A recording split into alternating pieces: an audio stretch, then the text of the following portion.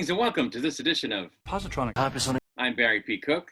I've got some nerd news for you. I want to start off with some news that Take-Two Entertainment and Netflix are in the process of developing a series based on Take-Two's Bioshock, which came out in 2007. At the moment, there aren't any producers or directors attached, but they're trying to put it all together. There's some thinking that they're trying to actually make it a cinematic universe, so it'd be a Bioshock cinematic universe, not just a single series or a single film, but a whole thing, which I don't see how they're going to pull that off, but that's the rumor. Apparently, they've been working on this particular deal for a year, but this isn't the first time that we almost got, or that a Bioshock live action project was in the works. We almost got one in the form of a feature film shortly after the game came out, the original Bioshock. But early on, I guess somewhere along the line, maybe not early on, they encountered a couple of different obstacles. One was it was looking like it was going to have an R rating, and they didn't really want that. And there were budgetary concerns. That being so, they got to a point where they were about a month away from beginning production, but Take-Two pulled the plug on it because they couldn't work out, I guess, those two things and possibly other things. So we never got that project. It's a bunch of years later now, 15 years later, right? And they're finally talking about doing it. I'm a little surprised because it's been a long time since we've had a Bioshock game. Bioshock Infinite, which essentially is Bioshock 3, came out a whole bunch of years ago. So it's kind of like cold product almost, as they say in Hollywood.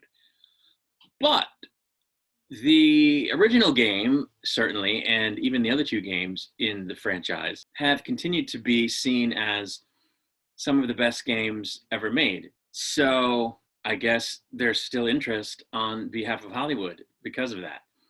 And the first Bioshock, of course, was a fantastic game, and I don't normally play first-person shooters. I'm more of a third-person guy, and I wasn't going to play this game, but my son played it, and I watched him play through some of it, and I thought, wow, this is a really cool game. I have to play this. What I liked about it that, in my mind, set it apart from your usual first-person shooters was, of course, the crazy atmosphere, being in an underwater city, and the aesthetic, which is separate from the atmosphere. I mean, it's part of the atmosphere. I guess I should say the setting.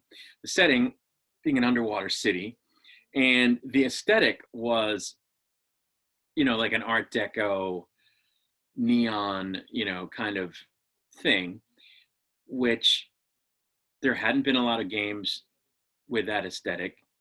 And I don't think there have been since, really. And so I was intrigued by that. And woven in there was a little bit of kind of steampunky stuff, because some of the technology was more advanced for the time period that the game was set in. So it was kind of fantastical. And it was really, really cool. I liked the whole idea of how you would augment yourself throughout the game as you were playing, and the system that they came up with to do that. It had a creepy vibe, because of the little sisters and all of that, and it was mysterious. And so I decided, hey, I'm going to play this one, even though it's first person, and that's not my usual thing. And I enjoyed it very much. So I would definitely check out a Bioshock series for the same reasons that I went ahead and played the game, all of those things that I just mentioned. So this is going to be good. And Netflix, has done this before with video games. So it's not their first rodeo. So this is good news. If you ask me, I'm looking forward to it. The next news story I want to get to is kind of brief. It would seem that an official photo of Michael Keaton in the bat suit from his appearance as Batman in the Batgirl feature, which I guess he's also in on top of being in The Flash, has been released. And there were a couple other images that were not so official that have come out. And goodness, he looks very much still the Batman, just as he did in 1989. Clearly he's older, we know this, but he still cuts a very vigilante type figure in the bat suit. So I think it's great, and I'm looking forward to it.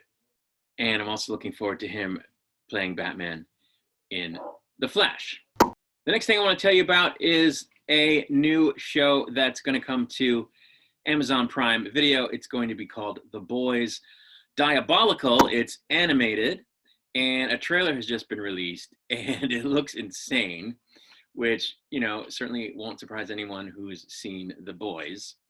But I think it's a little more insane because it's animated and they can go places that they can't as easily go or wouldn't necessarily go in live action. And it just looks really good. There are original cast members lending their voice to it. Anthony Starr being one of them, who of course is Homelander. From what I'm reading, it's going to be kind of an anthology. It's going to have 8 stories, and I guess 1 per episode, an 8-episode kind of series. And it looks like they used different art styles from entry to entry in the series, which is interesting. Some styles I like better than I like others, but I'm still going to watch this. It's supposed to come out on March 4th on Amazon Prime, so I'm really looking forward to that. Moving right along to the next story, J.J. Abrams has announced that a 4th Star Trek film featuring the cast of 2009's Star Trek is in the works. Again, this time including Christopher Pine and Zachary Quinto, which, you know, is interesting because Star Trek Beyond, which was the 3rd film in the series that started in 2009, came out a handful of years ago now. And, you know, I think it was thought that the window for this 4th film had closed back when they were originally trying to put together a 4th film, which is also a bunch of years ago now, which happened because they couldn't nail down Zachary Quinto and Chris Pine. So everybody thought that was it, at least for this cast, because there have been rumblings since then about other projects. Quentin Tarantino is supposed to be developing a Star Trek movie. There was one other one, I think, but the idea that this cast would make another Star Trek movie was sort of put to bed, that it wasn't going to happen. But they're saying now that it is going to happen, so that'll be cool, I guess. I never was a great fan of these movies. I thought Star Trek Beyond was the best one they did because it was the most Star Trek. It was the most like the original series, I thought, but even that wasn't entirely faithful. So when that one came out, I was like, oh, they finally figured out a way to make these where it's passable as original series Star Trek, and only for them to not make the next one. So it'll be cool to see this. I'll definitely see it. What's interesting is that this obviously won't be out in 2022, probably 2023, at which point more years will have passed between 2009's Star Trek and this 4th film than passed between the final film that was made with the actual original series cast, which came out in 1992, which was 13 years after the first Star Trek movie came out in 1979. So this would be 14 years after the 2009 Star Trek. So that's kind of cool. It's a bigger gap between the first film and what will at the time be the most recent film in the series. So there you go. What's happening with Quentin Tarantino's? I don't know. But we'll see. Speaking of Star Trek, the last thing I want to get to here is kind of a controversy, as they say across the pond. Controversy, as we say here, regarding Star Trek Strange New Worlds, the upcoming Paramount Plus series featuring the characters of the Pike Enterprise before Kirk. So Captain Pike, Spock, apparently Uhura, and I think she was there by the time of No Man Has Gone Before, but I don't think she was in the cage. And a couple of original characters that everybody's been anticipating, including myself, even though I really don't like Discovery and didn't think very much of Picard, because they say it's going to be more episodic.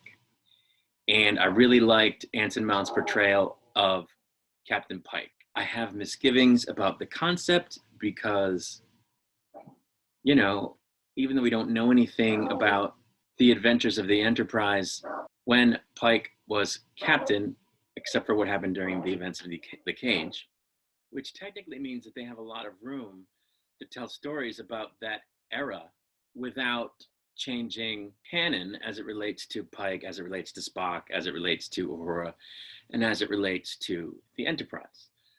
But they do have massive opportunity to mess up canon regarding anything else that occurred in that era, as well as just the general conditions of the time in terms of what tech they had and what tech they didn't have, what the status of, the Federation's relationship with other entities was. All of that can be messed up if they're not careful, because we know how certain things were in the case of those things because of what came after. So there's still an opportunity to mess that up. But anyway, even so, I'm still anticipating this series, because if they don't screw that part up, it could be very good, especially if it's more episodic, and especially given that Anson Mount is so good as Captain Pike. And, unlike the time period of Discovery, which is 10 years before Kirk, which is essentially where this would be, that in general nobody cared about.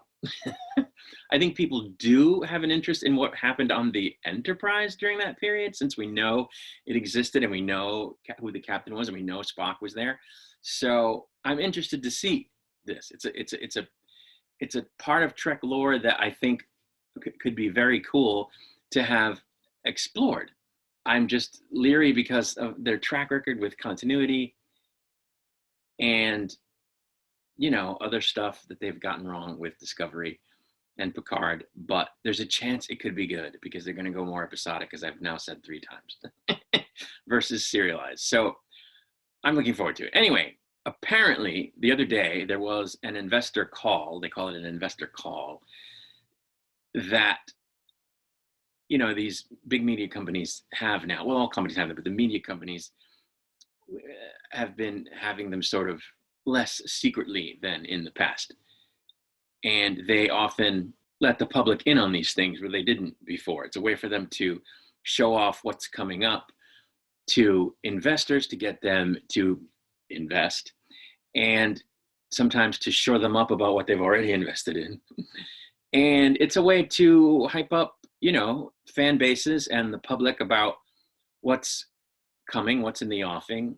Disney had a huge one a while back where we learned about Ahsoka and Bad Batch and, the other stuff that they are now working on. And apparently this was available for the public to watch online. And so what happened, to the surprise of no one, is that people started to share stuff from it. So the trailer got leaked, as I understand it. I haven't seen it because I guess it's all been taken down, but trailer was apparently leaked, as were images from the trailer, some of which I have, some of which I'm going to be bold enough to share. And I say bold enough because the people who shared this stuff got whacked.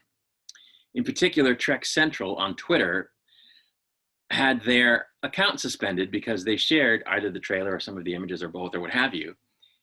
And they got hit with a copyright strike by Paramount. And they, of course, are displeased, to put it mildly. Many of the fans are upset that Paramount is behaving this way because, they made the thing public. A, what did they think was going to happen? And B, why do they care it's being shared? They already showed it to people. Like, in other words, this wasn't a private event that somebody hacked into, right? It wasn't an event that somebody snuck a camera into and recorded stuff off the screen and then leaked it, as we've seen happen in the past, not only with trailers and stuff like at Comic-Con or whatever. San Diego Comic-Con is notorious for that stuff happening, but entire films, it happens with entire films, right? But that's not what happened here. They showed the stupid thing to the public and it got shared, and they're apparently surprised by this. Now, I didn't watch the thing. I wasn't aware of the thing. So I don't know if they said, don't share this. But what I'm told is that they didn't. And even if they did, people were still going to do it. it's almost like they want their, they want to eat their cake and still have it afterwards, right? Because they wanted the public to see it. Otherwise, they would have password protected it so that only investors or whatever could see it. But they now, or subsequently didn't want the people who did see it to share it more widely than, I guess, it was being shared, by Paramount. I mean, maybe it didn't go out internationally, I guess, or whatever. But now the pictures are global and the trailer was global or whatever. So they're ticked off because they didn't want that. Like, what? I don't know. I don't understand what that is. They have the trailer, obviously. You'd think they would just have released it by now. Just release it. Not only before the event, so that the urge to do what happened, to do what these people did, first of all, isn't there, right? And secondly, now that this has happened, people want to see it, but they're not releasing it so far. So I don't understand it. I've never understood this whole copyright strike thing. Someone runs your trailer or shows pictures or clips from something you've put out, they're promoting it, right? And even if they're critiquing it, okay, there's a saying in Hollywood, no press is bad press. It's good, bad, it's press. Your thing is being talked about, right? So why would you copyright strike it? I mean, unless someone's making money off of it, obviously you don't want that, right? But otherwise, why do you care? Never understood it. So people are pissed. They're being very draconian. They just went ahead and filed claims. They didn't send letters or PM people to get them to take it down. They just went for the throat. And it seems a little heavy-handed. And, me personally, I don't think it's a good look. and they aren't wanting for things that have bad optics, right? They had that whole debacle where days before the international premiere of Discovery Season 4, they took everything off of Netflix, which is where it was available internationally. So this is kind of like the second huge non-fan friendly thing that they've done lately. So not a good look. Interestingly, I've had my own tangle with Viacom, Paramount, whatever entity it is or was at the time, because when they released the trailer for Discovery Season 4, released to the public, it was online, they put it up officially, I downloaded it and ran it on this channel in a video where I talked about the new season that was coming and kind of critiqued it, and they copyright claimed it on the video, wanted me to take it out or take the video down. But I appealed and I lost the first appeal, and YouTube warned me, if you lose the second appeal, this is actually going to be a strike. It's not a strike right now, but if you appeal it a second time and you lose, it's going to be a copyright strike and you only get 3 or whatever.